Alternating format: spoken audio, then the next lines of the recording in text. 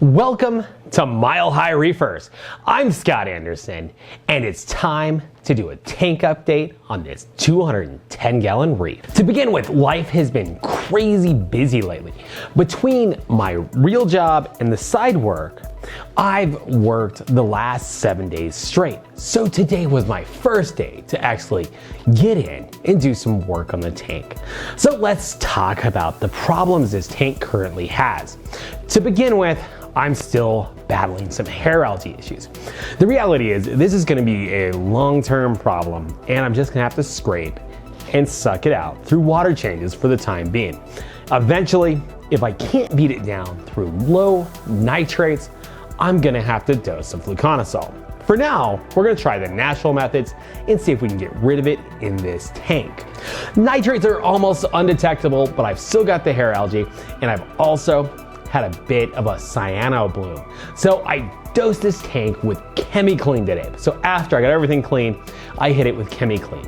ChemiClean is fantastic for getting rid of cyanobacteria. So as soon as it gets to the point where I don't think it's gonna go away on its own, I hit the tank with ChemiClean. I've been doing this for years and I've had great luck with ChemiClean.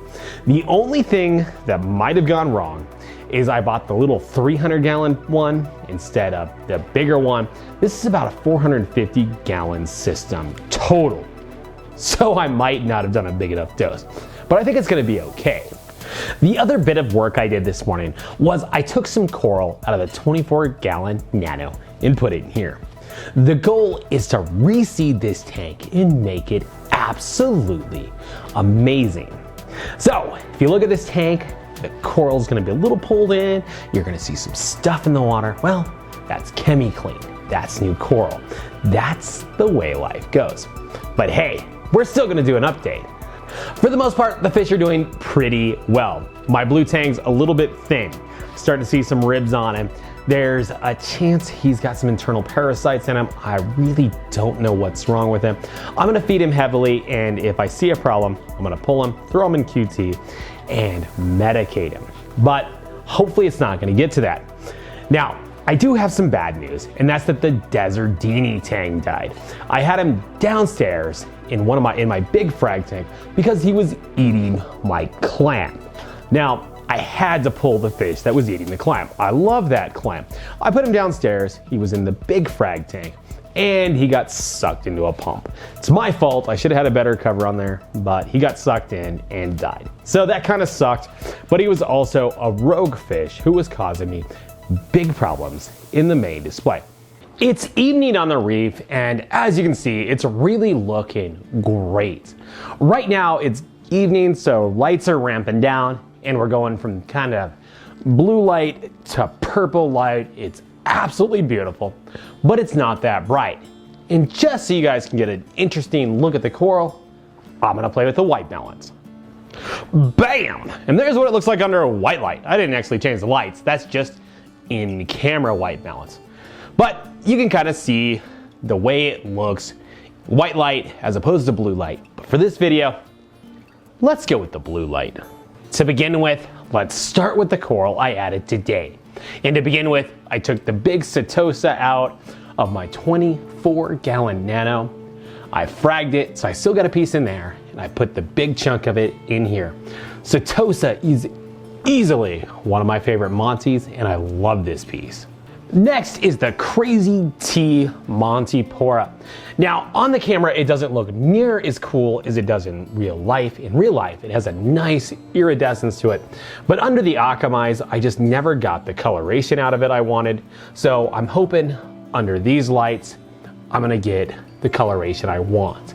And I'm really not knocking the Akamai's. The way I have them set out in the other tank gives the coral more of a red shift, where really I'm looking for more yellow and purple out of this coral. You guys know I'm not huge on acros. This one's still stressed out, just went in this morning, but this is a nice green slimer. He'll do well in here.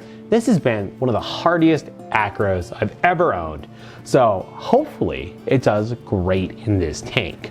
Then there's my WWC Monty. I forgot the name off the top of my head, but it's just a really cool, bright green encrusting Monty. It's grown all over the 24-gallon, so hopefully we can replicate those results over here. My G.I. Joe Fabia was getting stung by the chalice next to it in the 24, so I moved it over here where it will have a great place to grow out. Right now it's shaded because the T5s are off, but I think it's gonna do really well right here.